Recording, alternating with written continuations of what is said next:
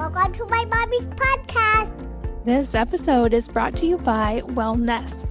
That's wellness with an E on the end, which is my line of non-toxic, family-focused personal care products, including hair care, oral care, and now deodorant. At my house, the kids' toothbrushes and the kids' strawberry toothpaste are by far the favorites. The toothbrushes come in a 3-pack of fun colors, which makes it easy for my kids to know which toothbrush is whose. The strawberry toothpaste tastes great, so there aren't any fights about teeth brushing in my house. And I love that it's formulated around something called hydroxyapatite, which is a naturally occurring mineral found in tooth enamel. All of our toothpaste use only EWG-verified safe ingredients, are free of toxins, and are packed with ingredients that naturally support the oral microbiome for stronger, healthier, and whiter teeth naturally. We also have a natural whitening mineral toothpaste and a charcoal toothpaste, as well as floss and toothbrushes for adults. Check out these and all of our products at wellness.com. That's WELLNESSE.com. This podcast is brought to you by Hiya Health. That's HIYA. Typical children's vitamins are basically candy disguised. They're filled with as much as 2 teaspoons of sugar, unhealthy chemicals, and other gummy junk that kids really don't need. And Hiya fills the most common gaps in modern children's diets to provide full-body nourishment with a yummy taste that kids love and without the junk. Like I said, most children's vitamins have up to 5 grams of sugar, and they can actually cause a variety of health issues. But Hiya is made with 0 sugar and 0 gummy junk, yet it tastes great and is perfect even for picky eaters. It's manufactured in the USA with globally sourced ingredients that are each selected for optimal bioavailability and absorption. Hiya arrives straight to your door on a pediatrician-recommended schedule. Your first month comes with a reusable glass bottle that your kids can personalize with stickers, and every month after, Hiya sends a no-plastic refill pouch of fresh vitamins, which means Hiya isn't just good for your kids, it's also good for the environment. Check it out and save on your first month by going to hiyahealth.com/wellnessmama. That's HIYAHEALTH.com/wellnessmama. Hello and welcome to the Wellness Mama podcast. I'm Katie from wellnessmama.com and wellness.com. That's wellness with an E on the end. And I am here with Dr. Molly Maloof, who is an expert in extending healthspan through her medical practice, her personal brand, and all of her educational and entrepreneurial endeavors. She's the founder and CEO of Adamo Bioscience, which is a company pioneering the science of love. We talk about that today. She provides personalized medicine to entrepreneurs, investors, and tech executives in Silicon Valley. And since 2012, she's worked as an advisor and consultant to over 50 companies in the digital health, consumer health, and biotechnology industries. She teaches a course on Healthspan in the medical school at Stanford University, which she has transformed into an online course that will be launched to the public later this year. And in this episode, we go deep on hormones, trauma recovery, health span, and the science of love. She shares a funny story of what happened when she accidentally got dosed with a men's dose of testosterone, how she's researching the science of love, attraction, bonding, and more, what she's learning and doing in her work to measure social connection, the reason she believes substances like psychedelics can help heal trauma, with some really important caveats on how they should be done, what safety signaling is in the body and how this is important for healing, some tools to tune the nervous system back to safety, her cautions for psychedelic use and when they can do more harm than good, how trauma can affect all aspects of our life, including how we parent, even more science about the importance of meditation and how to get started, and why she believes it's the best medicine in the world, the reason intention matters and how to align energy and information flow, how she programs her subconscious for more positive change, why anxiety is a prayer for things you don't want to happen, how she's used hypnosis as a tool for health, how to always talk to your subconscious in the positive, the science on gratitude and increasing oxytocin signaling, and so much more. She's a wealth of knowledge. I loved this conversation, and I know you will too. So let's join Dr. Maloof. Dr. Molly, welcome, and thanks for being here. Thank you so much for having me. I love your podcast and I've been following you for years. And so it's such an honor to be here. Well, I'm extremely excited to get to chat with you, and we're going to talk healthspan and skin and the science of love in lots of interesting directions.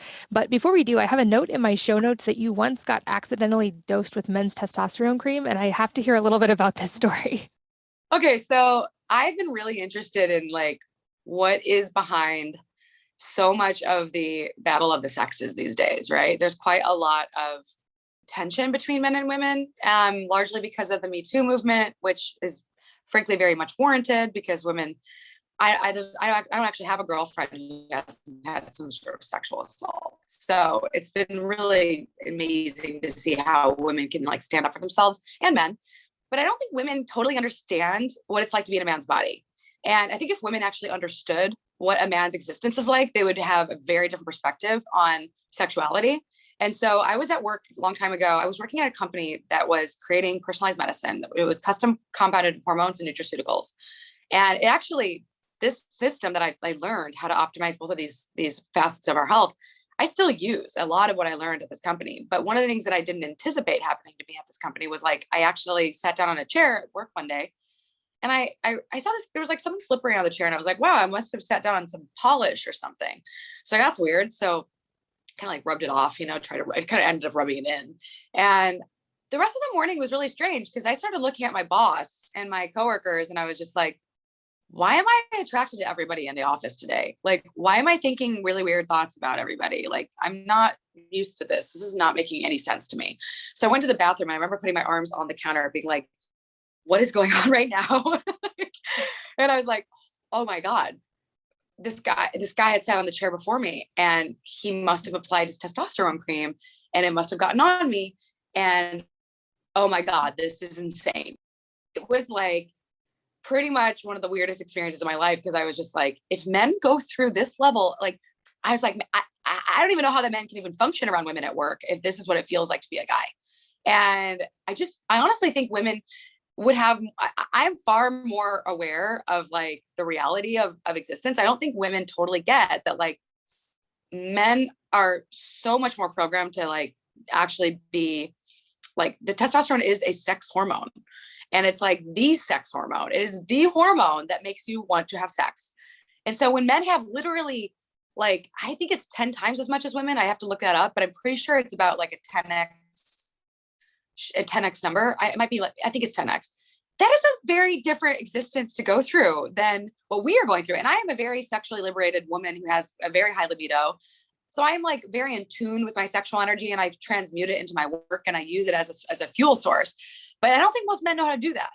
And so when I was in college and I like, would go out and party with guys, I'd never really understood, like, I never really totally realized that like, it is a different world for guys. Like they are programmed differently. They have, and we can't necessarily excuse sexual assault, but we can at least try to understand that if every woman went through what I went through, I think they'd have a little bit more of understanding what a guy's experience is like. And frankly, I dress a lot more covered up in work environments. Like when I was younger, I would kind of dress, just like not provocatively, but I would dress like the way I would want to dress, which would be cute, but I now I'm way more conservative at work because I don't want men to be distracted by my physical self. I want them to be focusing on my mind. And I think a lot of women, there's been this argument like, oh, we should be able to do whatever we want and dress however we want. And actually, like, there is some truth to like covering yourself up to actually be taken more seriously because literally men's minds are programmed to want to have sex.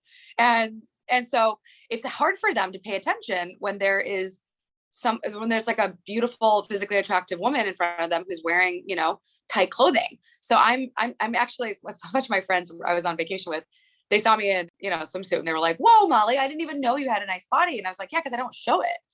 And it's on purpose. It's by design. Like, I know that society is the underlying evolutionary prerogative is actually to survive and reproduce.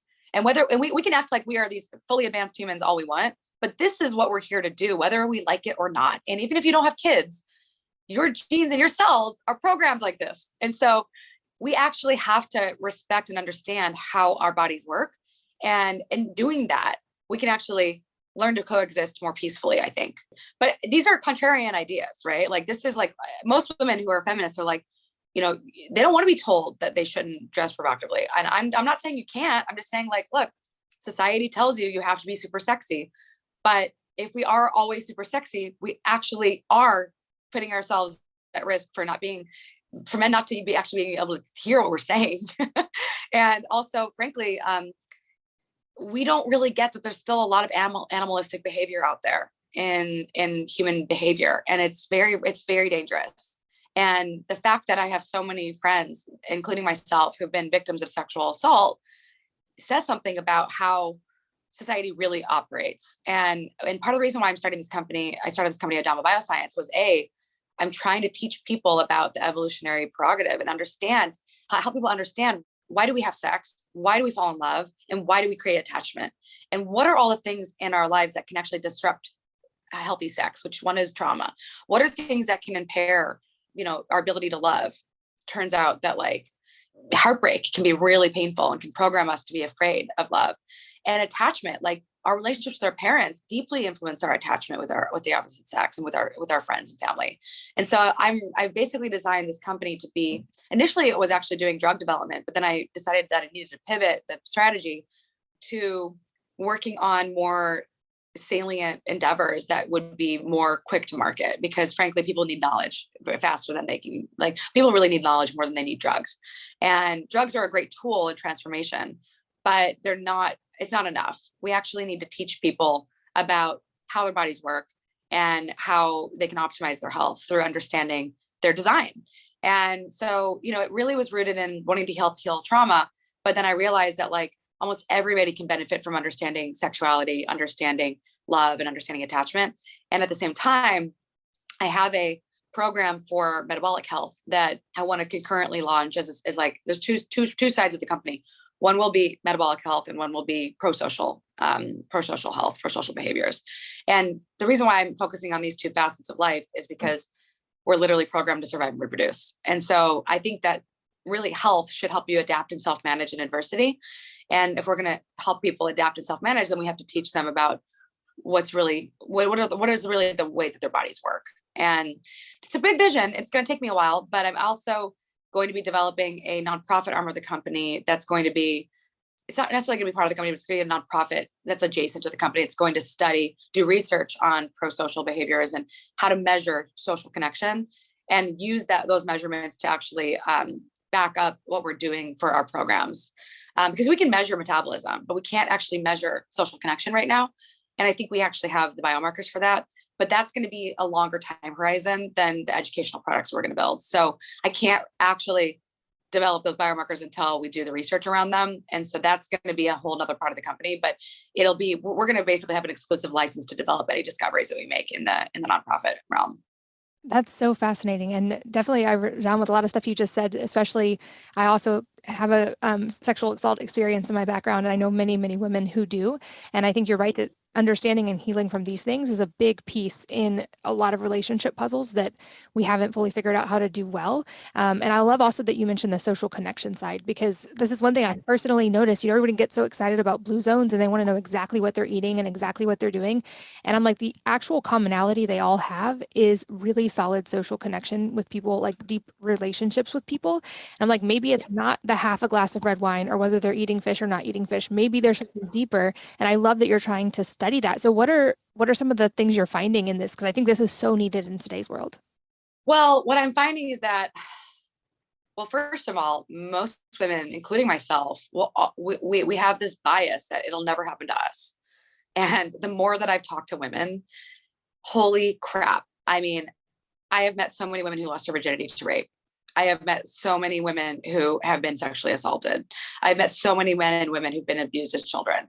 And I realize that this is the most unspoken about epidemic of our time that we are not talking enough about because it's so freaking painful.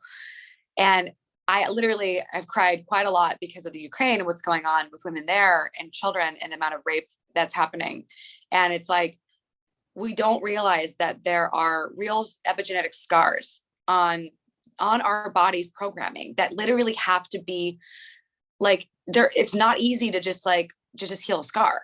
You actually I do think that entactogens and psychedelics have a role in helping heal trauma, but I think the reason why they work is by creating neuroplasticity and inducing safety programming. And what I've learned is that psychedelics and entactogens alone are not going to solve the problem. It's actually the entire experience of healing around it that is so powerful. So it's the setting, and it's the people that you're with that make the experience a healing experience.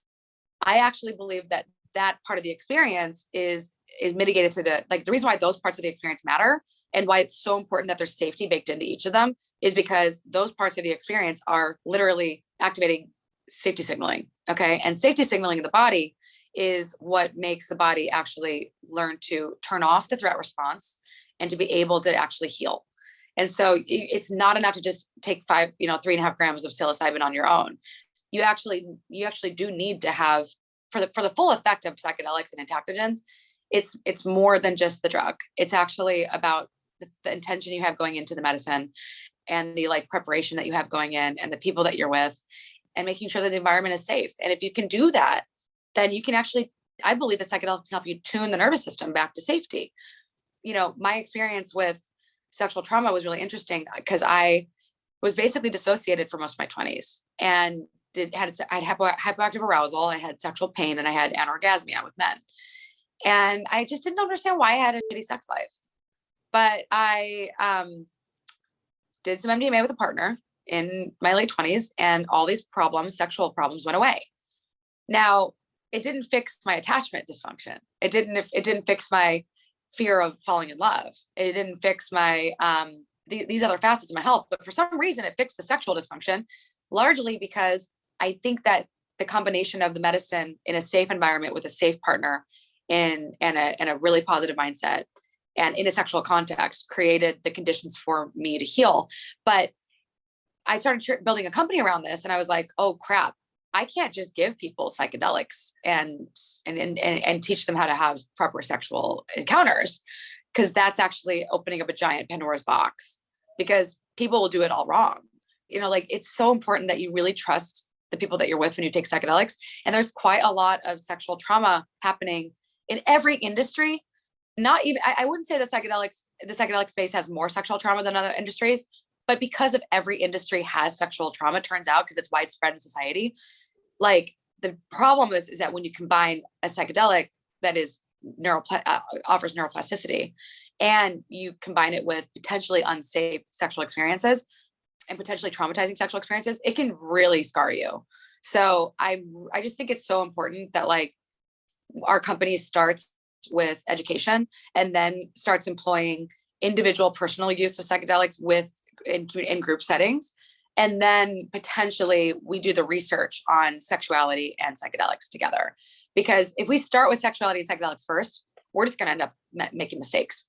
And I realized that when I was I spent a year and $100,000 of investors' money on a drug development plan. And then I had this total awakening of, if I do this, it's going to actually open up. It's going to end up hurting some people. And I can't do that yet. I just can't.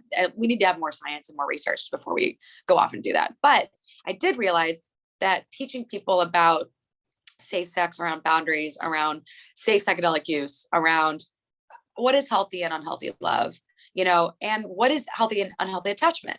Like, if you get those things down pat, and then then you can start having conversations about enhancing relationships and enhancing healing from trauma and enhancing attachment. But I think it's so important to have the foundations in place before we start adding a ton of psychoactive chemicals. Yeah, I think that is really important to separate. And I understand why these things have become more mainstream, because they do, like you said, have tremendous potential to help reopen and heal some of these places of trauma. Fire. Yeah. Yeah. But they also, it's like they're a tool, and they're not the only tool. And I think there's been conversation around set and setting, but I think the conversation needs to even go deeper than that, especially when we're talking about people who have specific past trauma that we know about. And I think this is one of the reasons I was so excited to talk to you, was to bring awareness around that particular part of it. And I love that you're really doing the research and putting the science behind this, because like you, I think this can be an amazing tool. And I think if it's used incorrectly, we might actually lose the ability to use it in a way that could help a lot of people. I mean, I think that it's totally within the possibility of our lifetime where these things become banned again. And the cat seems to be out of the bag, but can always go back in. Society can always get stricter and more authoritarian. And drugs do challenge hegemonic worldview. And they give you the capacity to see through a lot of facets of society that are dysfunctional. And fortunately, they also uncover a lot of people's buried trauma.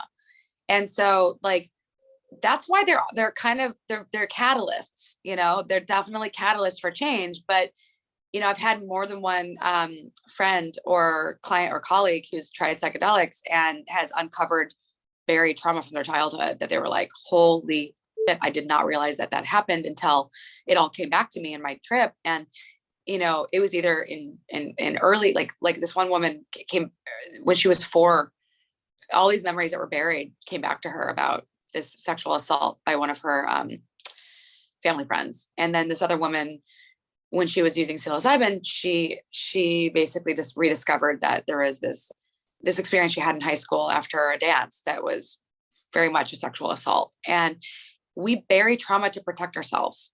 And so what happens when you unbury that trauma, when you dig it up, can be pretty messy. And that messiness it's like, what do you do when you have dug up all this stuff? Where do you go? There's no, as far as I can tell, there really isn't like a program in the world that I've heard of that's like specifically about, oh yeah, how do I deal with the fact that I was sexually assaulted as a child? Or how do I deal with the fact that I was sexually traumatized as a high school student? Or how do I deal with the fact that I was, raped in college? I don't know of any programs that even go into this. And so I just saw an opportunity specifically because I was like, wow, if I can heal from sexual trauma, and mine wasn't even that serious. Like I don't want to diminish my own trauma, but I don't consider my trauma to be particularly like as bad as what I've heard. Like the stuff that I've heard has been like, it made me feel like, whoa, I thought I had it bad, and it's way worse in some cases. But what I did learn was that, if there's even a possibility of healing from this and creating a path for healing for people, we need to do it, because otherwise people are going to suffer unnecessarily. It's going to affect human relationships. It's going to actually affect how women parent. Turns out that like particularly bad sexual trauma can make a woman less likely to have children. And if she does have children, it can make her extremely overprotective, or it can make her extremely avoidant. And it can actually inhibit her children's capacity to have normal attachment. So there's often very considerable intergenerational attachment dysfunction in women with sexual assault. So it's like, if we did fix this in society, then we would actually potentially affect multiple generations downstream. So I was like, this seems like an important thing to deal with. And the reason why I'm interested in the relationship of love and sexuality and attachment to overall health is because I really do believe that when these pathways get dysregulated or disrupted, it's almost like malware running in the back of the brain that actually ends up making a lot of decisions for you, whether you realize it or not. And there's a lot of subconscious programming from trauma and from, even the trauma of heartbreak or the trauma from grief and loss. I would consider heartbreak to be a kind of trauma in some cases. I would consider grief to be a type of trauma in some cases. Some people don't even recover from grief or heartbreak. And so when your subconscious programming is affected, then you make decisions for your health differently. A lot of people actually struggle with making healthy decisions. They struggle with not reaching for the cookie when they're stressed. They struggle with all sorts of eating disorders. And it's because if underneath the surface there's a wounded part of yourself that has not been seen, then they're gonna be acting out whenever your capacity is not met by your isn't met by your demands. Your demands exceed your capacity, and you just you react from this primitive part of your mind to act on self-preservation. So I believe that a lot of obesity and a lot of eating disorders is directly tied to emotional dysregulation from unresolved unresolved big T or little t trauma. And when I saw that connection, I was like, wow, you can teach people how to eat healthy all you want, but if you don't deal with the stuff under the surface, they're going to keep making the same bad decisions. So, I've got a big intention to try to educate as many people as possible about how their bodies really work. And I thought you could do one without the other, but I think you kind of have to do both in a way, because if you just target metabolism without the subconscious programming, then some people will get better, but a lot of people will just revert back to their previous behaviors. And if you only target the programming and the sort of information flow of your mind, then you're missing out on the fact that there's a lot of you have to get your energy ordered as well for your body, for your mind to function properly. I believe that health is a product of ordered energy, and negative entropy is life. Positive entropy is chaos. And so we're basically heading towards positive entropy as we get older and the system becomes more complex and disordered. And my belief is that if we can actually slow down aging, if we can get energy and information flow to be coherent. So information flow is all about the narrative that you tell yourself about your life, right? That informs all of your relationships and all of your interactions at work. And And then energy flow is all about metabolism. And so I was like, I feel like I've actually figured out like these two really important facets of health. And I just want to teach everyone about these now. Yeah, I love that. I actually had a very similar experience. And I shared this when I shared my episode 309 of this podcast, that was my trauma story, where I was doing all of the physical things, the pro-metabolic things, all the things you would think of that would have been helping my health. And none of them were working for a decade. And then when I dealt with the trauma side, everything physical fell into place with literally no more effort. And I was actually eating more. I was nourishing myself. And so that's when I was like, this is a huge piece, not just a piece, but probably the most important piece. And it's not being talked about effectively. And I heard from thousands of women who, like you, I mean, I felt like mine was actually pretty intense trauma, but I heard stories from people that like chilled me to my core, the things that have happened to people. And that's one of the reasons I'm really focused on how do we bring these tools to, especially to women, but I mean, everyone, of course, can experience trauma, and especially address, like you said, some of these epigenetic scars, because they don't just affect us, they ripple out and affect our kids most importantly, and then those beyond them. So what are some of the starting point tools that, I know you're working on a lot of different things with your technology around this, but for now, while we're still waiting on the science of the drug side to catch up, like what are some tools that you point people toward to actually start addressing that subconscious side?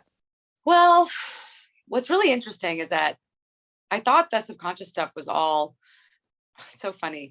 I thought the subconscious stuff was like all hippie stuff for a while because I was hanging out with a bunch of hippies. And when Trump got elected, I was basically like, I spent so much time hanging out with scientists and rationalists and people who are just like very unemotional about decision making. And then I was like, everyone in that field is very unhappy. So then I started hanging out with hippies and I was like, wow, you guys live in a world of magic. And I was like, what is it about magic that works for these people? Like, I don't understand it. But I discovered this book. I was at a meditation retreat, and meditation has been, I mean, if there's one thing I would love to scale is meditation retreats, but you can't, Vipassana is not meant to be funded. It's not supposed to make money. It's supposed to be free. So when I make a lot of money, my entire intention is to actually create meditation programs for people, because I really believe that meditation is actually the best medicine in the world, but you really have to discipline yourself to do it. But on this meditation retreat, I read this book called Real Magic. And I discovered that there was this formula that had been used by all sorts of people from like the beginning of time. Like people have been using this model of consciousness for a long time. And it's like how you manifest reality. And so one of the things that I learned was essentially, this is like my model of like, how do you manifest something? And then how do you create a field? Like, how do you create what's called, I don't like to use the terms necessarily reality distortion field, but anybody who's trying to create a new world has to actually distort the current reality of existence right now. Like, you actually have to change people's thoughts about what reality can be if you want to create a new reality. So it starts with like this concept of like a little c consciousness. So your intention is like the direction of an arrow that you're pointing at a bullseye. And your attention is your eye on that tip of the arrow, looking at the vision, which is the future reality you're trying to create, which is the bullseye. It's in the future. It's actually somewhere in front of you. And the path of that arrow is your mission, right? And then the way to power that arrow to like hit the bullseye is your emotion. So positive emotion is particularly more powerful than negative emotion. Love is actually very powerful to like motivate people. And so, intention is your arrow, and then attention is your eye on the bullseye, and your mission is the path of the arrow, and the vision is the bullseye, you hitting the bullseye. And then the emotion is like your arm pulling the bow back. But I read this book by this doctor called Letting Go. I think his name is David Hawkins, I think is his name. Is either Richard or David Hawkins. I think it's David Hawkins. Anyway, this guy wrote this book called Letting Go. And I was like, holy crap, I did not realize that letting go was like the secret. So the secret is basically you have to let go of the outcome. You just have to like let go of let go of the arrow, just let it go. But if enough people around you actually see the entire thing you're trying to create, like the vision, the mission, they have their attention on the same vision, then you start getting a field effect of reality. So everyone's starting to make this reality come into existence. And that is like, your consciousness is not just your brain. It's not like your brain is just like, this is consciousness. Your consciousness is in every single cell of your body, I believe. And it's largely the information flow and the energy and information flow is essentially your mind, and your consciousness is like, where is that energy pointed at right now? And so, when I'm exercising, I point my energy to, like, when I'm lifting weights, I point it at the muscle that I'm trying to work out. When I'm doing work, I point my energy at, like, what I'm trying to write. If I'm on a podcast, I'm pointing my energy at you. But when you're working on a big idea, you actually want to have a bunch of people putting their energy towards the thing you want to build. So one of the things that I do for programming my subconscious is I pray a lot more. So I used to not pray for a long time because I just wasn't religious. And then I realized that, like, prayer is literally like, so anxiety is prayer for things you don't want to happen, but you can pray for things that you do want to happen. Right. So, like, whenever I'm feeling anxious, I just, like, try to cancel those thoughts. And I just focus on praying for the things that I want. So I pray in the morning and pray in the evening, mostly in the evening. I also do a lot of dream work. And so your dream state is, like, deeply connected to your subconscious. So I spend a lot of time, I've spent a lot of time working on how to become a better dreamer. I think I dream more than the average person. I get, like, multiple hours of REM. I don't even know if that's healthy anymore, but, like, I get a lot of REM sleep. I think I probably get more REM sleep than deep sleep, which might be an issue. But I definitely get a lot of stuff thought through in my dreams. And then on top of that, I have done hypnosis in the past. Hypnosis got me exercising consistently, which is really cool. So I'm a big believer in hypnosis. And then I have also used ketamine assisted therapy and designed a protocol around very specific intention setting that kind of activates the placebo response and uses the neuroplasticity effect of ketamine to make changes in my life. So that actually, I do think that helped get me through the pandemic. Is sublingual ketamine was really useful. I don't really use it much anymore, but it was very useful during the pandemic because social isolation contributes to declines in neuroplasticity. So exercise and a little bit of psychedelics can actually, the ketamine is legal. You can get it prescribed by a doctor. It really did make a difference. But in order to actually create to coherently program your subconscious, you actually have to have very, very specific requests. So you always want to ask things to your subconscious in the positive, because if your subconscious hears it actually doesn't respond to the negative. So you just, like, don't want to say, I don't want this, because it's not going to hear it. It needs to be like, I want this instead of I don't want this.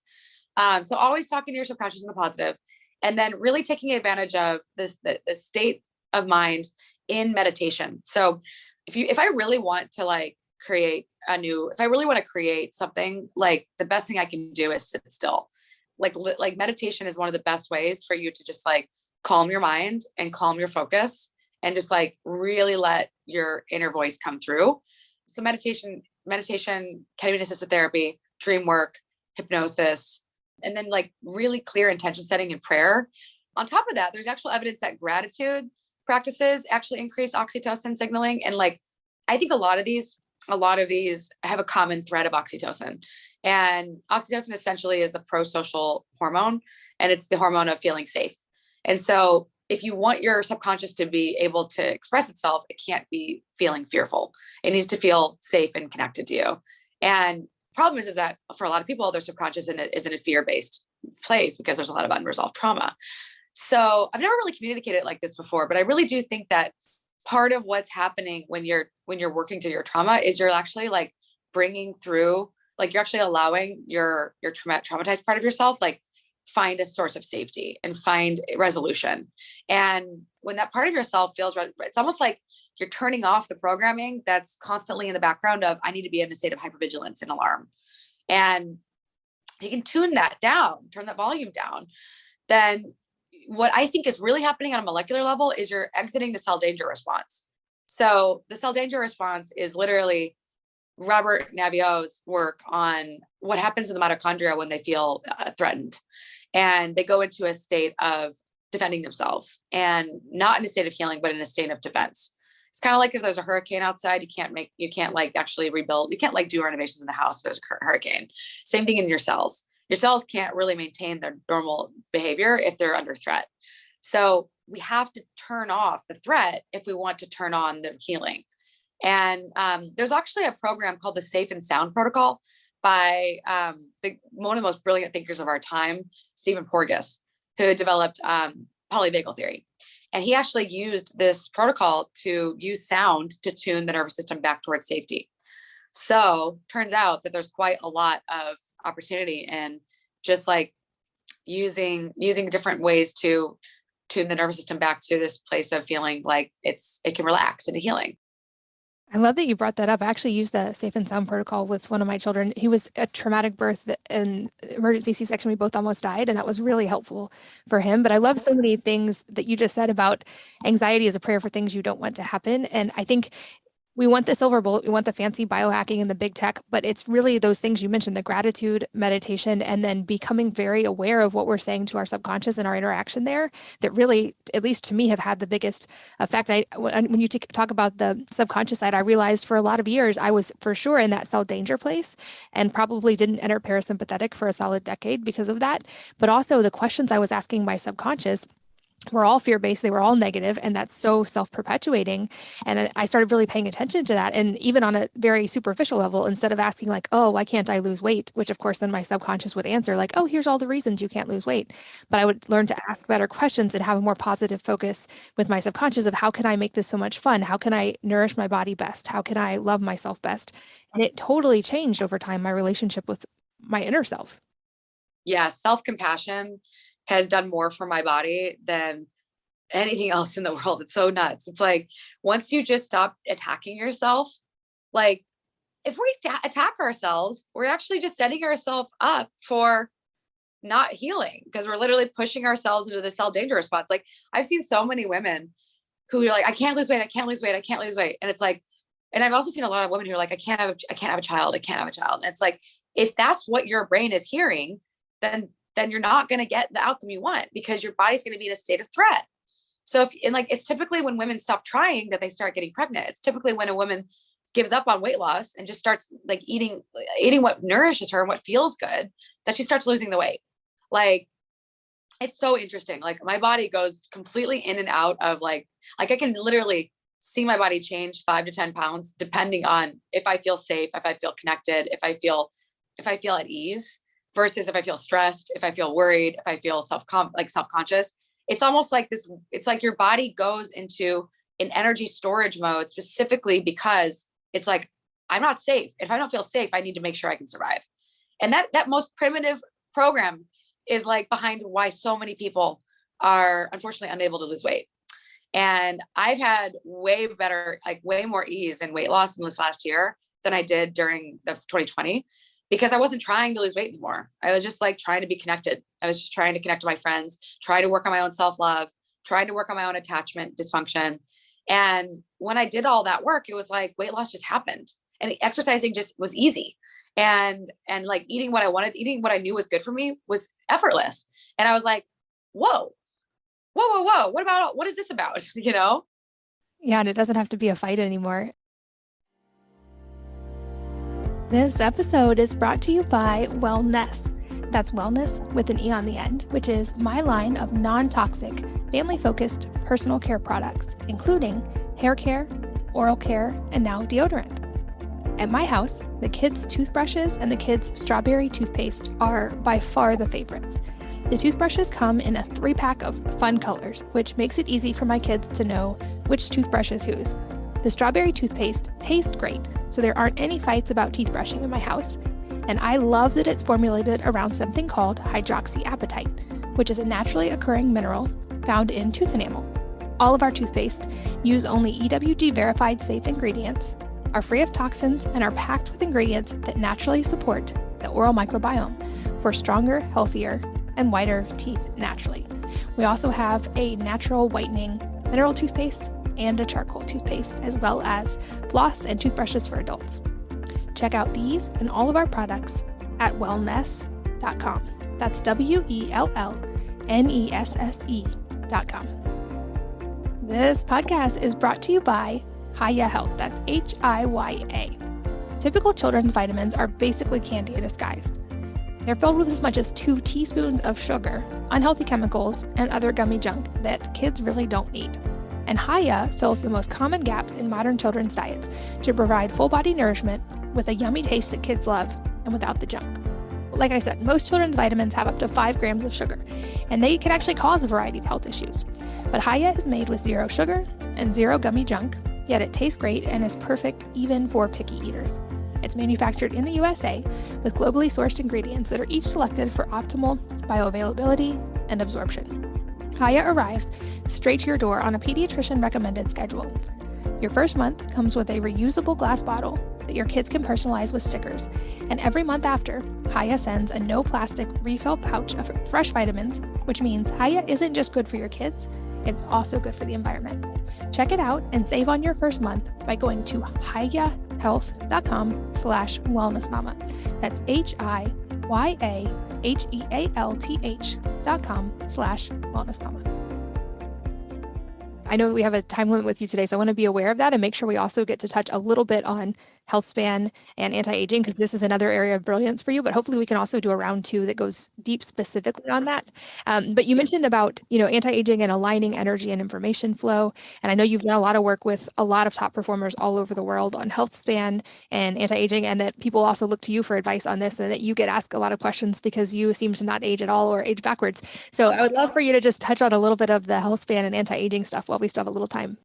Yeah, I do feel like I am in some ways aging backwards, but I did age forward a little bit during the pandemic, but then I aged backwards again and I think the last year I've been a nomad, so it's definitely been a physical challenge in new ways, but I have learned to adapt and self-manage in any environment, which is pretty cool. Like I've learned to drop into a city, figure out where to exercise, figure out where to find food, and figure out how to turn my circadian rhythms to fit the new place I'm in. But, I was just thinking about what have I done in the last 10 years to end up this way. And it's been a lot of things. The first thing I did was optimize my sleep, because circadian rhythms program your metabolism. So, and they actually are really important for brain health. So getting your sleep right is everything else is just easier. If you just have more research, you just have more capacity if you sleep. Then I optimized my food intolerances because I didn't realize I had celiac. And I was I was having chronic diarrhea. I was actually I would just pass out after eating any wheat and anything with sugar. I would just completely I couldn't keep awake. I was just so tired. My body would just shut down. And one of my mentors was like, you might want to give up gluten and dairy for a little while. And I was like, really? So I did it. And within 6 months, I actually put on weight because I was underweight before. And my gut healed, my brain improved, my ADHD resolved significantly. And then I got my micronutrients in order because I started measuring my micronutrients, and I really realized that a nutrient dense diet was really important. But then in the process, I discovered that my macronutrients were imbalanced because I was wearing a glucose monitor, and I was like, oh crap, my glucose is all over the place. This is not good, because I was eating a lot of gluten-free foods, right? But they were refined carbohydrates. So I discovered that I needed to drastically cut out the amount of sugar I was consuming. I had to drastically cut out the amount of carbohydrates I was consuming. And then that really made a difference for sure in my appearance and also my biomarkers. And then from there, I also optimized, I didn't get handed a very good gut. So I've had to optimize my gut a few times. I've actually had to fix my gut probably 4 times in the last 10 years because I just got handed a very sensitive gut. And so that is one of my weak points, unfortunately, but it's important that you know your weak points if you're going to try to optimize your health. Cause that's where you got to tune up, I've optimized detoxification. I've gotten really fitness is, I started doing these vacations with this organization that did fitness with people and bring these executives on these really fitness oriented trips. And I really discovered that I had an athlete in me. And so I started doing more exercise. So I run and I lift mostly, and I like to bike. I love running, biking, hiking, lifting. I like any sport really anything that's physically active, I love to do. I am a knowledge worker, so I sit way too much in front of the computer. But I do anticipate moving to an environment where I can walk a lot and do a lot more outside. And then what else did I do? I optimized my stress and my really looking at heart rate variability. And specifically even the last 6 months, I've really worked on my HRVs concertedly. So breath work, I was doing a lot more weightlifting than cardio. So I added more cardio in, and just more meditation and just more mindfulness practices has been really helpful. And then relationships, right? So there was this big glaring missing piece in all of my health, theories when I realized that social disconnection is a bigger driver of disease than smoking, drinking, sedentary behavior, and obesity. And I was like, whoa, holy crap. I really need to optimize my social connection. So after feeling disconnected for a year because of the pandemic, I specifically went out and traveled to all the major cities of America to see all my friends. And obviously that's a major privilege. And I'm fully aware that that's not normal for most people to do, but I really wanted to rebuild my friendships. So I took almost every opportunity I could to connect with people. And it has paid so many dividends. I feel more connected than ever. It's just like, the highest I've ever been was after coming out of 2020 and revisiting all my friends in Los Angeles and being like, holy crap, I haven't been around my friends in a year. And I feel literally so high on life. It was like, I was slightly manic. I was like kind of hypomanic because I was just like, people again. Oh my God, I love people so much. So, but that kind of toned down by the summer. And so, like a lot of this stuff is pretty central to functional medicine, but really my biggest belief is that it was mitochondrial optimization and optimizing for an anti-inflammatory, like as anti-inflammatory as you can as a lifestyle. Those two things are really the key to aging well. And so turning off the inflammatory signals through optimizing gut health, and then also pro-social behaviors are anti-inflammatory. Turns out vasopressin is more inflammatory, oxytocin is more anti-inflammatory. So things that optimize oxytocin turn off the inflammatory signaling. But then the mitochondria research I was doing was like, whoa, I finally understood like how we have batteries and capacitors in our cells. And this is our source of potential and capacitance. And capacity is the ability to do work. And so the ability to deploy charge, store charge, and use charge is like what health is all about. And it's literally how you are able to meet your challenges and exceed, potentially have extra energy beyond meeting your challenges.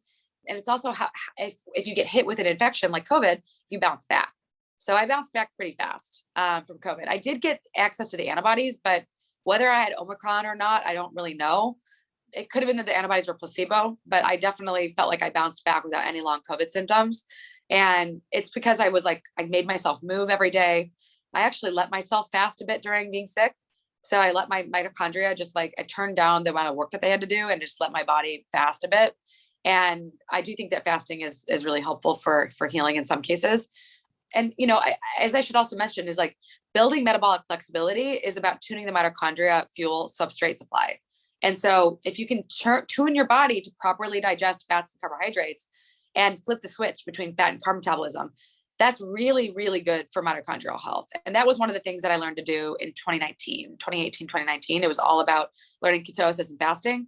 And now I do cyclical ketosis. I'm definitely not a person who just doesn't eat carbs, but I'm far more balanced with my fasting and ketosis than I was in the past, because I've learned that as a woman, we can really mess up our hormones if we send too many scarcity signals. And fasting and ketosis are good mitohormetic stressors for men, but in women, if they're done too much, they will throw off your hormones, and that is not good for fertility. So that's a lot of things to optimize. And so people are like, how do you look so young? It's like, well, for 10 years, I committed myself to optimizing health, and I ran hundreds of tests on myself and my clients. And I wore a continuous glucose monitor and an Oura ring. And I literally taught at Stanford a course on Healthspan. So if I don't look young, then I would be doing something wrong. And so I kind of believe that I also got good genetics, but I do look a little bit younger than I did a few years ago. And I think it was the blood sugar optimization. And then like the working on my trauma and my subconscious stuff, that stuff, those two things, man, that was like, those are the biggest levers I think you can pull. Fitness is pretty much a given, by the way. Like if you're not exercising, you're just kind of missing out on more energy. You're just like, you can literally have the energy of two people if you exercise. So it's one of those no-brainers. But I think if there's two things that I want to teach the world, it's all about metabolism, and it's all about the pro-social behaviors and subconscious reprogramming. Like you, I've discovered as an adult that I'm more athletic than I thought I was, and it's so much fun. I definitely echo your encouragement on that. And I do think we'll have to do a round two to go deep on things like optimizing all of these particulars and HRV. That's been a journey for me the last couple of years as well. And definitely echo what you say about fasting as well. I think it's an incredible tool, but as a woman, you want to very much be in tune with your body and listen to it when you're fasting, for sure. And in the interest of making sure I respect your time deadline today, a couple last wrap-up questions. The first being if there's a book or a number of books that have profoundly influenced your life, and if so, what they are and why. I know you already mentioned a couple, but curious if there are any others. Well, when I was just starting out my career of being a private doctor, I'd left my residency, I'd started my own medical practice, I'd started my own consultancy, and I did not know what I was doing. But I knew that I knew enough about learning that I could figure it out. So I spent quite a lot of time teaching myself bioinformatics, but that wasn't really a book. But I did find this book. My mentor gave me, he gave me a book that was the textbook of functional medicine. And he said, look, if you want to learn what I do to optimize health, you got to learn this. And I was like, what? I was like, all right. So that book was really helpful because it gave me a framework of thinking about health that I didn't know. So that was a really important book. And then trying to think, I do think that another important book, for anyone who's going to delve into the spiritual realm, I was not prepared for the spiritual awakening that I had in 2019. I really just asked the universe for a taste of enlightenment, and it kicked me in the face with a spiritual awakening. And it was so intense that I did not know what to do with myself. And I ended up having to go to Maui for 3 months on a sabbatical because I was like not in a good state, because I was just like, all this energy was flowing through me. I didn't know what to do with it. And I didn't know how to ground myself. And I was feeling really freaked out in general. So I was meditating a ton. I was going to meditation retreats, trying to get my energy down to like normal balance. And I found this book called Buddha Takes No Prisoners. And it was like, basically like the spiritual path is serious Jedi training. And do not ask for a spiritual awakening unless you are ready for your life to be completely turned upside down, because you're not going to be normal again. Like you're not going to be like everyone else again. You're never going to go back to the person that you were before. And it's because it's designed to transform you. But I needed something to tell me that things were going to get better, because at that time, like there's plenty of people who go through spiritual awakenings and they just cannot normally function in society. And unfortunately, we don't talk enough about this. And I think a lot of mental breakdowns are actually a spiritual emergence rather than a spiritual emergency. And I didn't have a breakdown necessarily. I didn't have like a nervous breakdown. I didn't have any really, I just didn't know how to handle all the change that was going through me. And I was kind of in a state of feeling a little helpless. I actually have heard of people who have had spiritual awakenings. They do go through nervous breakdowns. And, there's no, like, there hasn't been I didn't know there was a book for that.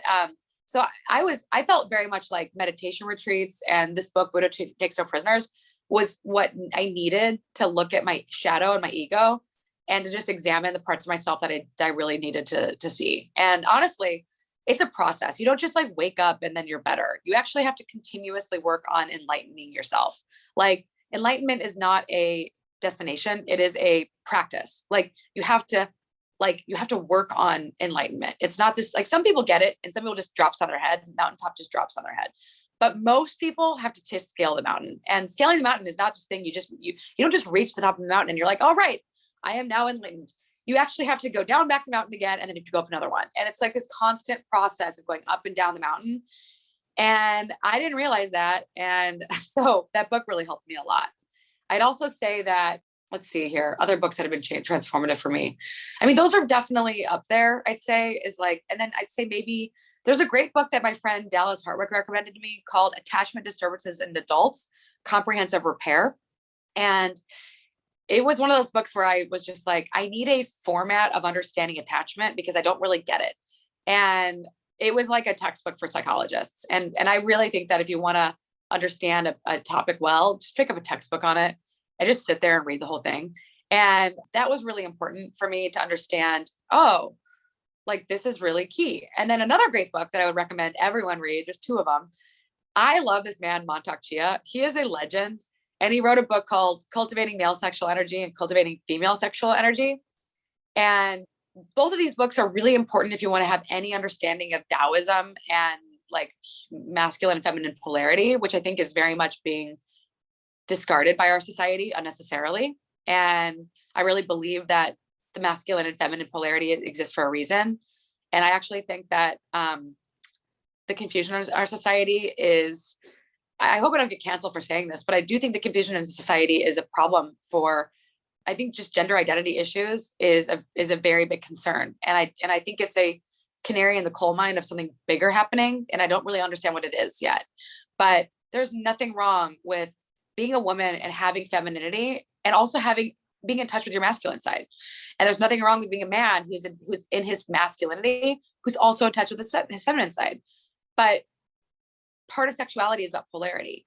And so it's knowing when to drop into your feminine, knowing when to drop into your masculine. And honestly, I think there's something to be said about teaching people about that. And I really like Mantak Chia's book because it's like, this very cool Eastern esoteric perspective that you don't normally get. So those are some of my favorite books, honestly. And they just came to me because they're kind of salient to what I'm researching right now. And beyond that, like, any other questions? I think I wanted to do a little quick like promotion of this company I'm working with, if that's possible. Yeah, let's wrap up with that. I was making book notes, and yeah, let's wrap up there and then commit to a round 2 one day. Yeah. So one thing I would like to say is like, there's 2 really important supplements right now that are like absolutely game changing, and they actually work. And like a lot of supplements don't work because they just aren't properly designed. But I'm kind of crazy about these 2 supplements. One of them is Qualia Skin by Neurohacker. And they asked me literally for months to be their spokesperson. And I turned them down for literally months. And then I gave their product to my sister. And again, I started taking it myself because I was like, whatever, I'll try it. And I was like, whoa, this thing actually makes my skin glow. So people are always asking me, how do you have such great skin? And I'm like, well, I take care of it. I moisturize, I wash it. I never go to bed with makeup on. I exfoliate, I use sunscreen. But on top of that, and I use vitamin C. But on top of that, I started taking the supplement, and like there's actual research on carotenoids increasing the glow of your skin and making you look more attractive. So I love this thing. I travel with it. The reason why I like it so much is because I don't always get access to like tons and tons of fruits and vegetables when I'm traveling. So it kind of makes up for a little bit of that. It's easier to find green vegetables when traveling, but red ones are more challenging, I found. And so it has a lot of red fruits in it. And then I also am obsessed with this company called NPure3, and they're probably going to launch in the next 3 months in America. And it's the highest grade premium omega-3 in the world. It is literally better than pharmaceutical grade. It's like actually more pure than pharmaceutical grade. And I take like 8 capsules of this stuff, and it is literally brain medicine. Like it makes my brain feel amazing. And so I'm a big fan of this company, and friends with the founder. And I think they're going to be launching in probably the next 3 months. So I would go to their website and sign up if you can. So they're awesome. Those are my 2 very favorite tips right now for supplements. Awesome. And I'll put links to those and also to all the books you mentioned and to your various online presences in the show notes. So you guys can find those wellnessmama.fm. So I definitely recommend, I follow you on Instagram. You always have a lot of great information there as well. But I know how busy you are. I know you're also traveling. So thank you for the time today and for sharing all of this. And let's go deep on Healthspan one day. Yes, can't wait for it. And just thank you so much for this opportunity. I really respect this podcast and your platform you built, and just looking forward to building a friendship with you. Likewise. And thank you for being here. Thanks as always to all of you for listening and sharing your most valuable resources, your time, your energy, and your attention with us today. We're both so grateful that you did. And I hope that you will join me again on the next episode of the Wellness Mama podcast. If you're enjoying these interviews, would you please take 2 minutes to leave a rating or review on iTunes for me? Doing this helps more people to find the podcast, which means even more moms and families can benefit from the information. I really appreciate your time, and thanks as always for listening.